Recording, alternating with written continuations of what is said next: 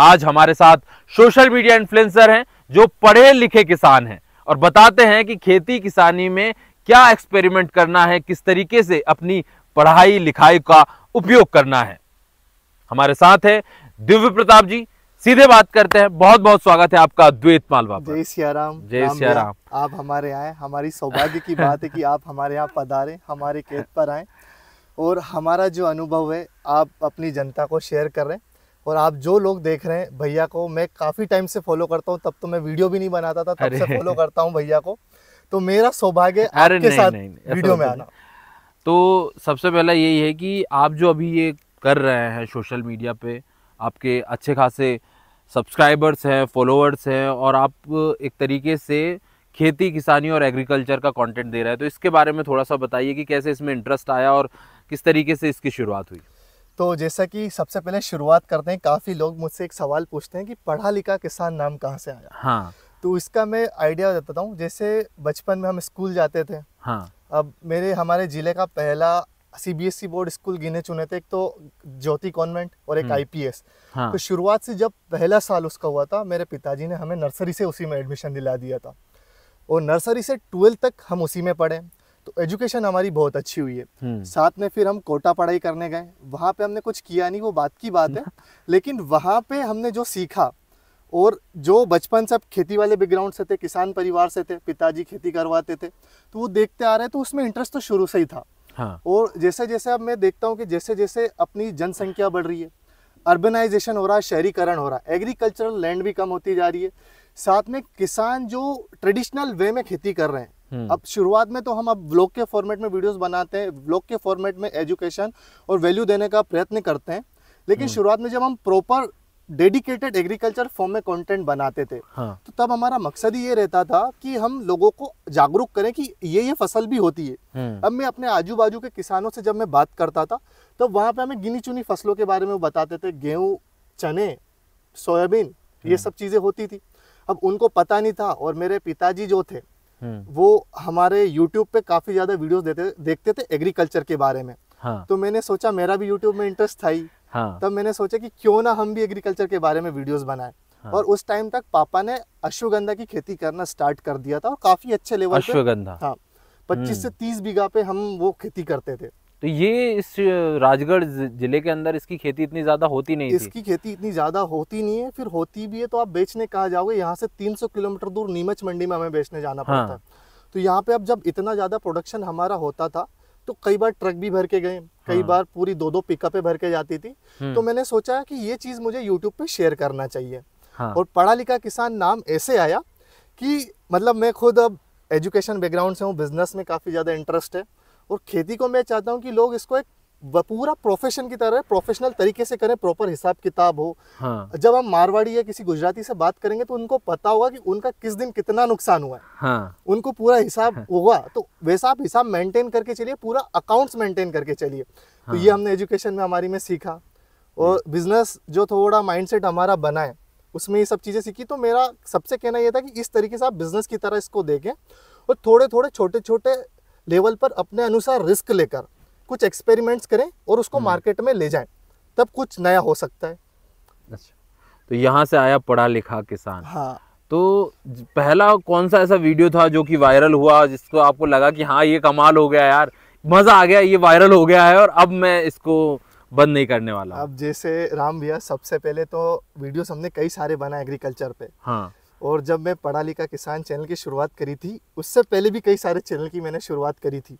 एक भी चैनल नहीं चला, कई हजार वीडियोस बनाए, फैक्ट्स के बारे में कई सारे वीडियोस बनाए। इसके बाद किताबें पढ़ने का बहुत शौक था, तो किताबों के बारे में बुक समरी चैनल भी बनाया। हाँ। मतलब कंटेंट क्रिएशन में काफ़ी इंटरेस्ट था। तो अब पापा को एक सब की चीज़ें करते देख रहे हैं और एक तरफ ये भी देख रहे हैं कि वो खुद यूट्यूब पे सर्च कर रहे हैं। तो मैंने सोचा पापा जैसे भी कई सारे लोग होंगे, तो हमने सोचा कि चलो अपन भी अश्वगंधा की वीडियो बनाते हैं। हाँ। पहली वीडियो बनाई, पहले दिन 1000 व्यूज और 100 सब्सक्राइबर उसने कर दिए। और एक पैरामीटर होता है नापने का, वीडियो कितना अच्छा परफॉर्म करेगी फ्यूचर में, जिसका एवरेज व्यू ड्यूरेशन। हाँ। आप मानेंगे नहीं, 1000 लोगों पे उसका एवरेज व्यू ड्यूरेशन 105% था। 105%। हाँ। और जैसे जैसे व्यूज बढ़ते गए उसका कम होते गया, लेकिन उस टाइम वो बहुत बड़ी बात लगी मेरे को। जो यूट्यूब समझते हैं उनको पता होगा कि ये बड़ी बात है। 105% एवरेज व्यू ड्यूरेशन बहुत बड़ी बात है। मतलब आपका वीडियो लोग, मतलब 100 लोग 105 बार वीडियो देख रहे हैं, तो ये था। तो वहाँ से मैंने सोचा अब एग्रीकल्चर में ही वीडियोस बनाते हैं। तो करते करते क्या हुआ कि अब अश्वगंधा का टॉपिक तो चलता, बाकी कुछ टॉपिक चलते ही नहीं। हमने कई सारे वीडियोस बनाए। आप मेरे यूट्यूब चैनल पे जाओगे, पढ़ा लिखा किसान पे, एक भी वीडियोस हमने आज तक अनलिस्टेड नहीं किए, जो पुरानी हमने पब्लिश करी उनमें से। तो अब उन पे जाकर देखोगे तो अश्वगंधा की जो टॉपिक्स पर वीडियो है उन पर आपको व्यूज मिलेंगे, मतलब एवरेज से थोड़े ज़्यादा मिलेंगे। और वहाँ पे 5-10 हजार व्यूज आ जाते तो बहुत बड़ी बात होती थी हमारे लिए। बिल्कुल बिल्कुल, कि अब तो मोनेटाइज हो जाएगा, 1000 सब्सक्राइबर हो जाएंगे, 4000 घंटे जाएंगे, और तो पैसों की बारिश। ज्यादा नहीं, 150 रुपए आएंगे, अपने दम, मतलब अपने दम पे पानी पूरी खा लेंगे, दोस्तों के साथ उठ जाएंगे, बैठेंगे। बहुत बड़ी बात थी। सही बात है। तो वो करते करते 1-1.5 साल हो गया, चला नहीं। काफी सारी वीडियोस बनाए, मतलब 100-200 से ऊपर वीडियो बना दी। ऐसे तो 2020 में बनाना स्टार्ट किया था अलग अलग चैनल पे, लेकिन पढ़ा लिखा किसान को मैंने दिसंबर 2021 के एंड में स्टार्ट किया था। तो वहाँ पे ये चैनल हमने कई सारी वीडियोस बनाई। फिर जब 12th कंप्लीट हो गई थी तो हम इंदौर गए। वहाँ पे कॉलेज का जब समय था, हमें कॉलेज चुनना था हमारे लिए आगे हायर एजुकेशन के लिए। तो जब हम वहाँ पर गए तो कॉलेज स्टार्ट होने से 3 महीने पहले ही चले गए थे। ताकि हमने सोचा कि वहाँ की आजू बाजू की जो जगह है, मेरे दोस्त अभिषेक दांगी और अभिषेक सेन ये मेरे साथ थे, और अभिषेक सेन तो यहीं रह गए, लेकिन शिवम नागर था। तो हम तीनों ने मिलके दोनों एडिटिंग करते थे, शूट करते थे, हम जाते थे। तो उन दोनों, मतलब दोस्तों का बड़ा साथ रहा है इस जर्नी में। तो वो वहाँ पे हम क्या करते थे, कई जगह तो पब्लिक ट्रांसपोर्ट अब कुछ होता नहीं था, कई जगह जाते थे तो ट्रक को हाथ भी दिए हमने कि भाई रुकना है, थोड़ा वहाँ तक छोड़ देना। अच्छा। और हर किसी से पूछते थे कि आजू बाजू कहीं यहाँ पे खेती या कुछ ऐसा हो रहा है, ताकि हम वहाँ पे जाके इनोवेशन कुछ कंटेंट बना सकें। बिल्कुल बिल्कुल। तो ये सब चीजें हमने कर ली, लेकिन चल कुछ नहीं रहा है। अब एक टाइम करते करते 1-1.5 साल हो गया, खूब मेहनत लग रही है, इधर उधर जा रहे हैं, साथ में कॉलेज भी चल रहा है अब तो। और हफ्ते के 1 से 2 वीडियोस हम डालते थे लॉन्ग फॉर्मेट के। अब जब लॉन्ग फॉर्मेट के अगर हम वीडियो बना रहे हैं तो उसमें मेहनत भी है, एडिटिंग में भी समय जा रहा है, चल नहीं रहा तो बुरा भी लग रहा है। हाँ, कुछ हो नहीं रहा होती है उसमें, लेकिन मजा आ रहा था और डेवलप हो रहे थे। मतलब एक चीज मेरे को जो अंदर से फील हो रही थी वो ये थी कि जब मैं जाता था लोगों से बात कर रहा हूँ तो एक तो मेरी हिचक मर रही है, थोड़ा कॉन्फिडेंट फील कर रहा हूँ, और नए लोगों से, जितने लोगों से बात कर रहा हूँ, नई चीजें सीखने को मिल रही है, नए नए पर्सपेक्टिव दुनिया को देखने के नजर आ रहे हैं। हाँ। और अलग अलग चीजें दिख रही है, तो वो मजा आ रहा था मेरे को करने में, तो किए जा रहे थे। फिर एक समय ऐसा आया कि कॉलेज का फर्स्ट ईयर खत्म हो गया। कॉलेज का फर्स्ट ईयर खत्म हुआ और उस टाइम मैंने वीडियोस भी कम कर दिए थे बनाना, मतलब रिस्पॉन्स इतना नहीं आ रहा था। और एक टाइम आता है कि यार थोड़ा आप होते हो, मजा तो आ रहा है, डीमोटिवेट नहीं कहूंगा मैं अपने आप को, मतलब उस टाइम ऐसा था कि यार रिजल्ट नहीं आ रहा है, मैं कर रहा हूँ, मेहनत में कोई कमी नहीं है, लेकिन शायद मुझे डायरेक्शन चेंज करने की जरूरत हो। तो मैंने भी सोचा कुछ थोड़ा वेट लेता हूँ। उस समय क्या था, थोड़ा डेयरी की शुरुआत हमारे इसमें हुई थी बिजनेस में। आपने कई सारे हमारे डेयरी से रिलेटेड वीडियोस देखे होंगे शॉर्ट्स में, जिसमें मैं डेयरी प्लांट संबंधित डालता हूँ। तो उसमें क्या शुरुआत में क्या हुआ, जब वो आया तो मेरे को बिजनेस माइंड तो शुरू से था ही सही, मतलब मन है कि कुछ बड़ा करना है बिजनेस में, मतलब इन्फ्लुएंसर में बाद में, मेरे को पहले बिजनेसमैन बनना है, इंडस्ट्रियलिस्ट बनना है। शुरुआत है, भगवान करें कहाँ पहुंचेंगे हमें नहीं पता, लेकिन प्रयत्न जारी है उसके लिए। तो उस समय जब डेयरी से हमने स्टार्ट किया, जब डेयरी चालू हुई, मिल्क बहुत कम था, तो अलग अलग सप्लायर से मिलता था हमें। वीडियोस सब बनते, वीडियोस कुछ भी नहीं बनाए। हाँ। अलग अलग सप्लायर से मिलते थे, बात करते थे। इसके बाद फिर कुछ गांव में भी हमने स्टार्ट किया था, पॉइंट्स बनाए थे जहाँ पे मिल्क कलेक्शन भी इतना नहीं होता था, लेकिन 2 से 3 महीने के अंदर वो करते करते थोड़ा रेट भी अच्छा था, तो सब सहयोग बने और कम से कम अपने हिसाब से अपने 2 से 3 हजार लीटर दूध अपन उस कंपनी को अपने बलबूते पे दे रहे थे पर डे।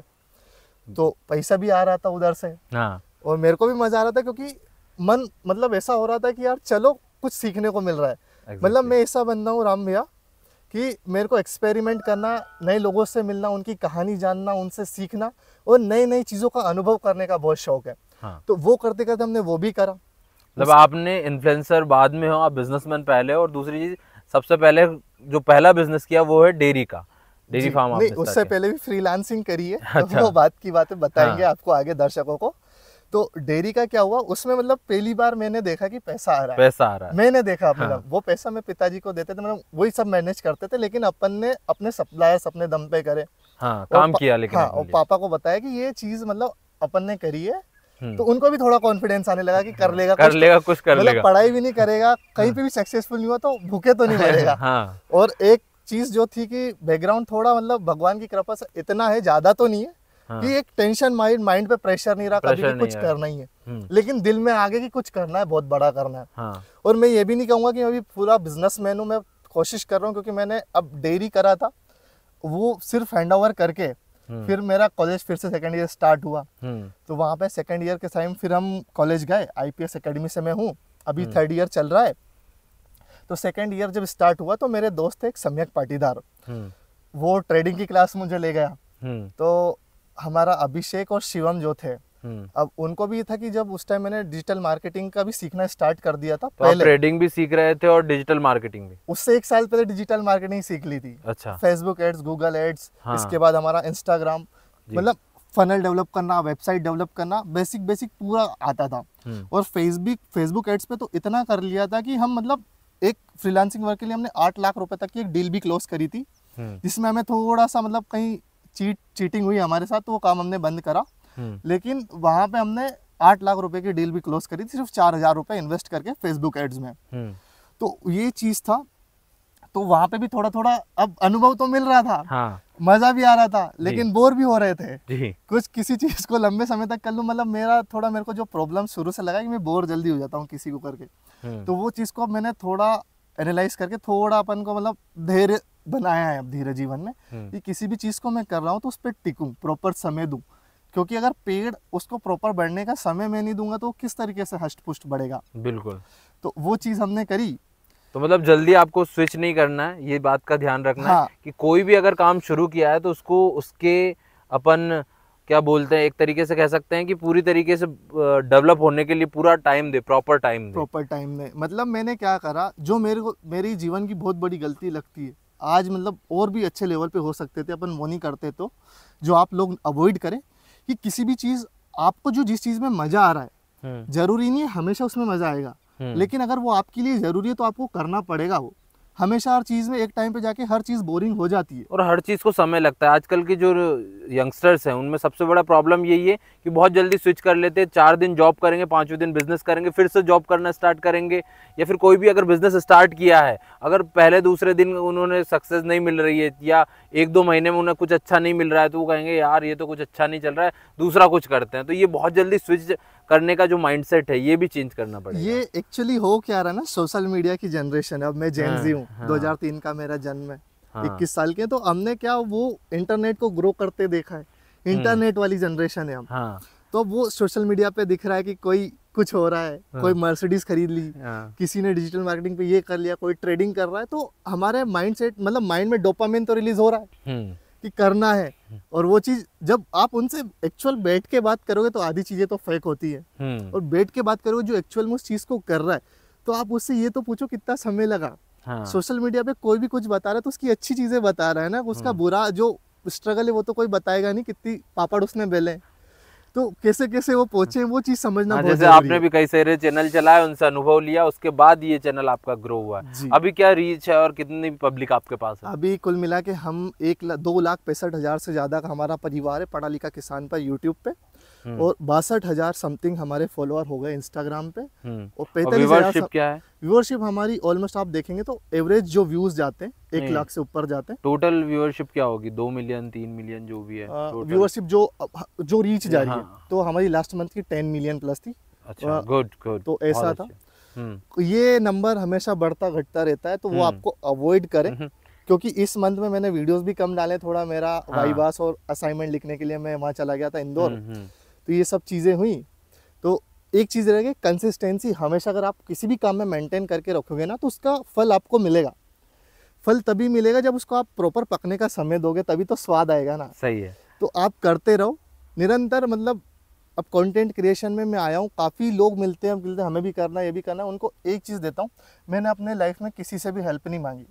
मेरे कई सारे बड़े बड़े इन्फ्लुएंसर दोस्त थे, मैं चाहूँ तो उनसे भी डलवा सकता हूँ, प्रमोशन करवा सकता हूँ अपना, मतलब वो जब वो इन्फ्लुएंसर नहीं थे तब के हम दोस्त हैं, तो उनसे मैं करवा सकता था, लेकिन नहीं करवाए, क्योंकि मुझे लगता है कि जो मैं अपना कर रहा हूँ, साम्राज्य बना रहा हूँ, एक तो अगर मैं किसी से हेल्प करूंगा तो कहीं ना कहीं तो बात आगे चल के भी आएगी कि यार हमने करा। हालांकि दोस्ती में वो चीजें मैटर नहीं करती है, ना कोई दोस्त सोचते हैं, लेकिन रहता है कि अपने दम पे कुछ पाया है तो फिर उसका मजा अलग रहता है कि किसी से हेल्प नहीं मांगी हमने। तो उस चीज़ का रहता है, तो आप कंसिस्टेंसी मेंटेन करें, उसके साथ अगर काम करेंगे तो काम होगा। कंसिस्टेंसी जो है वो सक्सेस का की है, कि आपको कंसिस्टेंट रहना है, कोई सा भी काम हो, वो सोशल मीडिया हो, खेती किसानी हो, कोई बिजनेस हो, कुछ भी हो। अब मैं यहाँ एक चीज़ समझना चाहूँगा कि जो वैल्यूबल कंटेंट क्रिएटर और नॉन वैल्यूबल कंटेंट क्रिएटर, एक होता है जो सोसाइटी को वैल्यू दे रहा है, और एक होता है कि जो सिर्फ मजे के लिए वीडियोस बना रहे हैं शायद, और व्यूज तो अच्छा आ रहा है उनको, और जो उनकी ऑडियंस है वो इतनी रिच नहीं है, या बच्चे देख रहे हैं और वो सिर्फ मस्ती मजाक में कुछ लोग शेयर कर रहे हैं, देख रहे हैं, उनसे उन्हें कुछ वैल्यू नहीं मिल रहा है। तो आपके कंटेंट में जो मुझे पसंद आया कि आप लोगों को कुछ सिखा रहे हैं, बता रहे हैं, और उससे उनकी लाइफ में वैल्यू ऐड हो रही है। इस पर आप क्या सोचते हैं, थोड़ा हमें बताएं। थोड़ा मेरा ये कहना है कि आप सोशल मीडिया पे अगर आप हो तो वही बिजनेस वाली बात आती है कि आप एज ए एंटिटी हो, आप अपने आप को एक प्रोफेशनल दिखाएं, उस तरीके से आपकी एक ब्रांड वैल्यू बनेगी, लोग आपको उस नज़रिए से देखेंगे जी। अगर आप वो चीज़ नहीं करेंगे ना तो लोग आप हंसी के पात्र बन के रह जाएंगे। या फिर मेन बात ये भी कि लोग आ रहे हैं, ब्रांड आपको पैसा दे रहा है, तो आपकी ब्रांड वैल्यू कितनी है, लोग आपको कितना मान रहे हैं, आपकी ऑडियंस कितनी, उस बेसिस पे आप चार्ज करते हैं। अब जैसे मैं बताऊं, लिटरली मैंने अपने कई सारे फ्रेंड सर्कल से बात करी है, मतलब जो मैं चार्ज करता हूँ ना किसी भी एक अच्छे ब्रांड से, तो हम जब चार्ज कर रहे हैं, वो उनके फॉलोअर मेरे से 5-5, 10-10 गुना ज़्यादा, लेकिन मैं उनसे ज़्यादा चार्ज कर रहा हूँ या उनके बराबर चार्ज कर रहा हूँ, और लोग दे रहे हैं, कम करेंगे लेकिन अच्छा करेंगे। और ये है कि सोशल मीडिया पे अगर हम आए तो प्रमोशन करना भी जरूरी है, नहीं तो सरवाइव नहीं कर पाएंगे कोई भी क्रिएटर हो, क्योंकि उनके अपने खर्चे परिवार से नहीं मांग सकते, कब तक मांग लेंगे, उम्र हुई जा रही है। और फिर कोई आया तो उसके भी तो अपनी लाइफ है, सपने कुछ अचीव करेगा। ये पहली इनकम आपकी क्या थी, और किस तरीके से अब लगता है कि यार इतने फॉलोअर्स और इतनी रीच के बाद लगता है कि हाँ हम कमा सकते हैं और सोशल मीडिया पे डिपेंड हो सकते हैं? मेरे 2500 फॉलोअर थे। हाँ। फेसबुक पे मैंने बनाना मतलब इंस्टाग्राम पे कंटेंट अपलोड करना स्टार्ट कर दिया था, अपना व्लॉग्स वाला। हाँ। तो व्लॉग्स में मैंने पहला प्रमोशन किया था, उस टाइम मेरे को नहीं करना चाहिए था, लेकिन मैं स्वाद लेना चाहता था कैसा रहता है। 500 रुपये मिले थे। हाँ। एक प्रमोशन हमने किया था। अच्छा। तो वो कर दिया। उसके बाद काफ़ी टाइम तक मैंने प्रमोशन नहीं करे। हाँ। नहीं करे, मैंने थोड़ा कुछ चीज़ें डेवलप कर रहा था। हाँ। तो वहाँ पे मेरे को नज़र आया कि यार ठीक है, मम्मी पापा दे रहे हैं, सब ठीक है, हो रहा है। हाँ। लेकिन अब हमें भी लगता है कि यार क्या कर रहे हैं फिर अपन। हाँ, सही है। अब ये सब चीज़ें हो रही है, कहीं ना कहीं पैसा भी ज़रूरी है। हाँ। उसको भी लेके चलना है हमें। हाँ। तो हमने प्रमोशन फिर पिछले कुछ महीनों से, मतलब 2-3 महीनों से अच्छा रेवेन्यू, मतलब मैं नहीं कहूँगा कि बहुत ज़्यादा हो रहा है, लेकिन इतना हो रहा है। मम्मी पापा से कहीं भी घूमने जा रहे हैं, कुछ भी कर रहे हैं, मतलब कुछ भी करना, 1 रुपये मम्मी पापा से नहीं लेना है। और अच्छा पैसा कमा रहे हैं, मतलब ज़्यादा भी नहीं कमा रहे पर अच्छा कमा रहे हैं। मतलब एक वर्किंग प्रोफेशनल जो अपने करियर की स्टार्ट कर रहा है, कोई सॉफ्टवेयर इंजीनियर है या कोई MBA वाला बंदा, उतना अपन कमा रहा है। तो क्या सोशल मीडिया पर जेनज़ीज को अभी डिपेंड होना चाहिए, या जो अभी एक ट्रेंड चल गया है कि हर कोई माँ बाप अपने बच्चे को मोबाइल दे रहे हैं, कह रहे हैं कि जाओ वीडियोस बनाओ, तुम भी इन्फ्लुएंसर बन जाओ? हाँ, ये ट्रेंड कहाँ तक सही है या लगता है कि गलत है? ये थोड़ा मेरे को गलत लगता है। अगर आपको मन कर रहा है बनाने का, इच्छा है, आपको लग रहा है, तो बनाइए, प्रेशर में मत आइए। क्योंकि सिर्फ यही सोशल मीडिया की यही चीज़ नहीं है कि आप यही एक ऑप्शन है। हाँ। हमारे देश को साइंटिस्ट की भी जरूरत है, हमारे देश को बेहतरीन इंजीनियर्स की, बेहतरीन एंटरप्रेन्योर्स की भी जरूरत है। आप उस चीज में समय लगाइए ना, वो तो $multi-billion इंडस्ट्री है। ऑलरेडी वहाँ पे लोगों ने इतना फोड़ा है। यहाँ पे अभी सोशल मीडिया पे कौन बिलियनियर बन गया?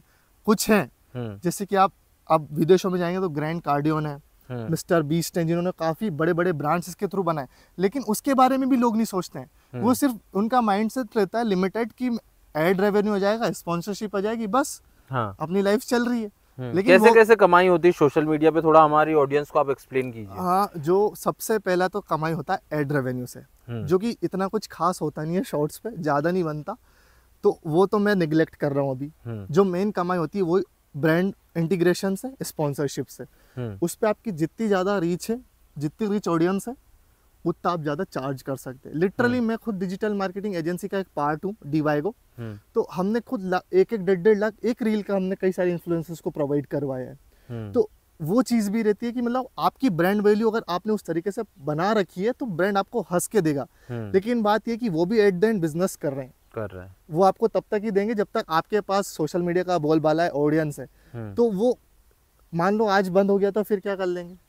तो कंटेंट क्रिएटर्स को मैं जो कहना चाह रहा हूँ, मतलब मेरा जिस चीज़ में इंटरेस्ट है, जो मैं जाना चाह रहा हूँ जहाँ पे, कि इसके थ्रू आप बिजनेसेस बहुत अच्छे बना सकते हैं। आप एक पॉजिटिव अच्छी ब्रांड वैल्यू बनाइए, लोगों को दिखाइए कि आप एक बहुत अच्छे इंसान हैं, और जेन्युइन होना चाहिए, क्योंकि लोगों को नजर आता, अगर फेक भी आप बताएंगे तो लोगों को नजर आ रहा है। झूठी कहानी फैला रहे हैं आप अपने सोशल मीडिया पर, उससे कोई मतलब नहीं। उससे आप आपकी फील्ड के अनुसार बहुत अच्छे अच्छे बिजनेसेस कर सकते हैं, क्योंकि आपके पास ऑलरेडी ऑडियंस वहां पे आपके पहले मैं आपका पॉइंट समझा कि जिस तरीके से अगर मैं कपड़ों का बिजनेस कर रहा हूँ और उसी के related get ready with me या सोशल सेंस की बात कर रहा हूँ या फिर फैशन सेंस की बात कर रहा हूँ और फिर मैं उसी का बिजनेस कर रहा हूँ, तो मैं ज्यादा अच्छा कर पाऊंगा। बिल्कुल, क्योंकि आपके पास उस निश की ऑडियंस है ना। हाँ, आप अब कर कुछ रहे हैं, जैसा मिस्टर बीस्ट की हम बात करें, उन्होंने कुछ ही दिन पहले इंडिया में भी अब चॉकलेट्स उनकी लॉन्च कर रहे हैं। हाँ, इंडिया आए थे। हाँ, तो उनका मैंने देखा, क्योंकि उन बंदों से मुझे सीखने को मिलता है। अब मैं आजू बाजू वाले, मतलब मैं पॉडकास्ट बहुत ज्यादा सुनता हूँ। बियर बाइसेप, रणवीर अलाहाबादिया और राज शमानी, इनका बहुत बड़ा फैन हूँ। मेरा ड्रीम है कि मैं इनके साथ पॉडकास्ट करूँ कभी। हाँ। भगवान की इच्छा है, उस लायक बनेंगे। हाँ। तो हमारा ये रहता है कि अब उनको देखें आप, उनने चॉकलेट ब्रांड बनाया, उनकी ऑडियंस बच्चे हैं, उनकी वीडियोस देखने में मजा आ रहा है, लेकिन बच्चे टारगेट ऑडियंस उनके बच्चे, तो उनके लिए उन्होंने चॉकलेट बनाया। जैसे आप किसानी एग्रीकल्चर की वीडियोस बनाते हैं। हाँ। तो आप हो सकता है कि कल से इसी से रिलेटेड कोई बिजनेस भी स्टार्ट करें। इससे रिलेटेड कुछ बिजनेस हो गया, कुछ प्रोडक्ट्स हो गए, या इससे रिलेटेड नहीं भी हुआ तो मेरे को लोग, आप देखिए 3 चीजों के लिए जानती है। ट्रेडिंग, एक हम जो वीडियोस डालते हैं, हमारी बिजनेस सीरीज भी चलती है, बीच बीच में मैं कोशिश करता हूँ, मैं इसलिए उनको बीच बीच में चेंज करता हूँ, क्योंकि अगर वही डालूंगा तो लोग नहीं देखेंगे, उनको मिक्स चाहिए, क्योंकि मुझे भी ग्रो करना है एटलीस्ट। तो जो जनता चाह रही है वो ही मेरे को परोसना है। तो बिजनेस भी आएगा बीच में, ट्रेडिंग भी आएगी बीच में, नॉर्मल जो कैजुअल वीडियोस, लाइफस्टाइल वीडियोस है वो भी आएंगे, ट्रेवलिंग भी आएगी। तो मैं मिक्स प्रोवाइड करूँ तो सब तरह की ऑडियंस है। तो या आप किसकी, देखो बिजनेस किस चीज़ पे क्रिएट होंगे, जो मैंने सीखा अभी तक, आपकी एज ग्रुप क्या देख रही है आपको, या कुछ ऐसा age group, particular age group देख रहा है, जैसे 24 से 30 साल तक के आपके लोग देख रहे हैं, 45 साल तक के देख रहे हैं, तो इनकी क्या नीड्स हैं इन लोगों की, जो सबकी कॉमन नीड्स होती है। कुछ प्रॉब्लम है, उसको सॉल्व करके अगर मैं प्रोडक्ट बनाऊंगा तो भी चलेगा, कुछ सर्विस दूंगा तो भी चलेगा, या फिर जिस बारे में मैं वीडियोस बना रहा हूँ उसमें तो वो ऑलरेडी इंटरेस्टेड है। तो इन सब चीज़ों से एक चीज़ें डेवलप होती है। अभी मैंने वो चीज़ फिगर आउट नहीं करी है कि मैं क्या करूँगा इसमें, लेकिन उसमें हमारे काम जारी है। हम धीरे धीरे अभी डिजिटल मार्केटिंग एजेंसी को हम आगे बढ़ा रहे हैं हमारी, जिसमें हम कई सारे ब्रांड्स को ले रहे हैं, इन्फ्लुएंसर्स को भी ला रहे हैं, जिससे एक अच्छा माहौल बने। साथ में उससे मुझे सीखने को मिल रहा है, मेन बात है, इसलिए मैं उनका हिस्सा हूँ। मेरे जब हम डिजिटल मार्केटिंग सीख रहे थे तो वहाँ पे कुछ भैया लोग थे जो भी साथ में थे हमारे, तो उन्होंने वो चीज़ स्टार्ट करी थी, लेकिन अब मैं उसका हिस्सा हूँ ताकि मुझे भी सीखने को मिले। लास्ट में अपन सिर्फ मैं आपसे ये पूछना चाहूँगा कि अभी हाल ही में आपको कोई अवार्ड मिला है, हमारी रिसर्च टीम बता रही थी। हाँ, उसके बारे में आप ज़रा हमें बताइए और फिर समराइज़ कीजिए कि अभी जो आप बिजनेस की बात कर रहे हैं तो किस तरीके से हमारा जो यूथ आ रहा है, हाँ, वो किस तरीके से बिजनेस को देखे। और आप बता रहे थे कि रीडिंग हैबिट के बारे में, हाँ, तो उसके बारे में भी हमें थोड़ा सा बताइए। तो इन 3 चीज़ों के बारे में बताता हूँ, बिजनेस, रीडिंग और एक और चीज़ जो मैं जवाब नहीं दे पाया, अवार्ड। तो अवार्ड का ये सीन था कि अब जैसे उठना बैठना हमेशा बचपन से अच्छे लोगों में रहा है, मम्मी पापा का ऐसा आशीर्वाद रहा कि मतलब माहौल वैसा मिला है घर पे हमें कि अच्छे लोगों में उठे बैठे। हमारे ब्यावरा शहर के जो प्रतिष्ठित घराने हैं, हाँ, जो बड़े बड़े बिजनेसमैन हैं, उनके उन अंकल आंटियों के साथ बैठना हुआ, बातचीत हुई, उनके बच्चों के साथ उठे बैठे, तो बहुत सीखने को मिला है। तो वहाँ से क्या नेटवर्किंग वैसा होता है, आपका सर्कल वैसा होता है, तो आपको अपॉर्चुनिटी भी वैसी आती है। ये भी एक बहुत है कि आप नेटवर्किंग पे बहुत ज़्यादा ध्यान दीजिए, तो उससे क्या होगा, आपको वैसी अपॉर्चुनिटीज आएगी, चीज़ों के बारे में आपको पता चलेगा क्या चल रहा है मार्केट में। अब इन्फ्लुएंसर तो बहुत है, लेकिन मेरे से बड़े बड़े भी हैं, लेकिन हाँ, उनको नहीं मिला rising star of the year, क्योंकि उनको उस बारे में पता ही नहीं था। तो मुझे हमारे दोस्त थे, सीनियर थे, वो भी भोपाल में जो सेज यूनिवर्सिटी में ये अवार्ड शो हुआ था, इन्फ्लुएंसर क्रिएटर अवार्ड, जिसमें rising star of the year का मुझे सम्मान मिला है, जिसमें मेरी जनता ने दबा के वोट किए। और उसके साथ मेरे कई सारे जो दोस्त लोग थे, आप सभी देख रहे हैं, मतलब इतने बड़े बड़े क्रिएटर्स लोगों ने मेरे लिए स्टोरी डाली है। हाँ। तो उससे मेरे को लगा कि चलो अवार्ड नहीं भी मिला तो भाईचारे में जीत गए। हाँ, मतलब कोई नहीं करता किसके लिए। अब मैं सिर्फ 60,000 फॉलोवर वाला बंदा, मेरे लिए 7-8 लाख जिनके फॉलोअर्स है, मिलियन से मैं रीच है, वो स्टोरी डाल रहे, तो फिर मतलब कहीं ना कहीं मैं अपने व्यवहार में जीता हूँ। जी। तो वो चीज़ आप ध्यान दें कि ग्राउंड कनेक्शंस भी आपका बेहतर होनी चाहिए। सिर्फ सोशल मीडिया पे हवाबाजी करने से कुछ नहीं होगा, हाँ। एट द एंड आपके साथ आपके आजू बाजू वाले लोग हैं वही खड़े होंगे, कुछ मुसीबत आ गई तो बेशक आपके फॉलोअर्स जो आपके परिवार है, लेकिन उनको भी आप उस तरीके से कैटर करें, सम्मान दें, तो वो आपको उस तरीके से रिस्पेक्ट करेंगे। तो ये रखे, तो वो अवार्ड हो गया। इसके बाद रही बात रीडिंग की, तो 9th क्लास में मतलब क्या था, 8th क्लास में सबसे पहले तो पापा से हमने बोला कि पढ़ाई में हमें फ़ोन चाहिए। अब कितना पढ़ाई में फ़ोन यूज़ करते हो सबको पता है, हाँ। लेकिन उन्होंने हमें फ़ोन दिला दिया। इस बात को, इंडियन पेरेंट्स को पढ़ाई के बारे में अगर आप कुछ भी बोलोगे आपको हवाई जहाज खरीद के दे देंगे, बस बोलो, कॉन्फिडेंस से बोलो। तो उन्होंने वो करा, फ़ोन दिला दिया। तो उसमें हम शुरुआत में तो गेम खेले, लेकिन हमारी कंप्यूटर की जो बुक थी उसमें एक नाम बहुत बार आया, बहुत बार सुना हमने, वो है बिल गेट्स। और उस टाइम वो दुनिया के सबसे रिचेस्ट आदमी थे, तो वो नाम हमने सुना और बोलने में भी अच्छा लगता था कि बिल गेट्स दुनिया का सबसे रिचेस्ट आदमी है, मतलब कोई जानते तो थे नहीं। तो वो इतनी सी नॉलेज हमें पता थी, तो हमें बोलने में गर्व होता था। और दूसरा नाम हमने हमारे सीनियर से सुना था, सुंदर पिचई का। तो इन दोनों लोगों के बारे में मैंने सुना, तो गलती से एक दिन उस आईटेल के फ़ोन में मैंने सर्च कर लिया सुंदर पिचई और बिल गेट्स के बारे में। तो उनकी ऑटोबायोग्राफीज आ गई, उनके बायोग्राफीज आ गई। तो उसके बाद फिर मैं देखता गया, बिल गेट्स की देखी, इसके बाद स्टीव जॉब्स की देख दी, वॉरेन बफे की देख दी, हेनरी फोर्ड की देख दी, जितने भी बड़े बड़े लोग थे मतलब जिन्होंने बहुत रिवोल्यूशनरी काम करे, उन सब की बायोग्राफीज देख दी। अब उससे फिर माइंडसेट में परिवर्तन आने लगा, थोड़ा बड़ा सोचने का। उसमें एक चीज़ कॉमन थी कि बड़ा सोचो, खुद पे विश्वास करो और निरंतर प्रयास करो, वही कर सकते हैं, रिजल्ट तो हाथ में है नहीं। बिल्कुल। तो वहाँ पे हमने वो सब चीज़ें, मतलब वो माइंडसेट में आना स्टार्ट हो गया। फिर 9th क्लास में क्या हुआ, हमारे टीचर थे कपिल रजक सर और मुकेश दांगी सर। तो मैं उनसे ये जब बातें करता था, और जो टीचर थे वो तो कितना बड़ा मत सोचो, जॉब कर लो, ये कर लो वो, पर वो 2 टीचर ऐसे थे जिन्होंने मतलब माइंडसेट को नेक्स्ट लेवल पर ले गए। मेरे फिजिक्स पढ़ाते थे मुझे, और उन्हीं के थ्रू फिजिक्स और मैथ्स में इतना अच्छा हो गया कि हम IIT की प्रिपरेशन करने कोटा भी चले गए थे। तो सर से जो भी बात करता था हमेशा वो ये कहते तू कर लेगा, किसी भी चीज़ को टोका नहीं। हर चीज करा, जो मैं उल्टी उठ पटांग जो भी बातें कर रहा हूँ सब पॉजिटिव हो रहा था उनका। जी।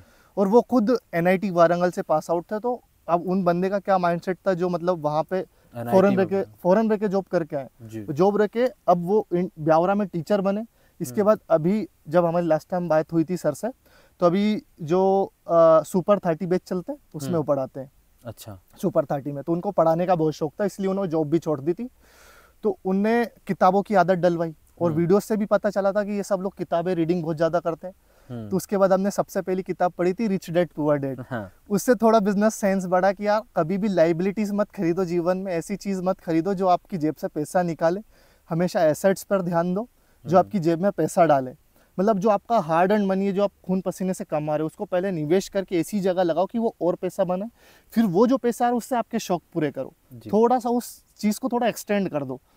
बिल्कुल वो चीज़ बहुत आज सोशल मीडिया पे ट्रेंड है कि 24 की उम्र में ही चाहिए हमें, तो सब चाहिए, बेशक बहुत ज़रूरी है, लेकिन आप काम भी फिर 18 से चालू कर दो, तब जाके आप खरीदना अलग बात है और अफोर्ड करना अलग बात है।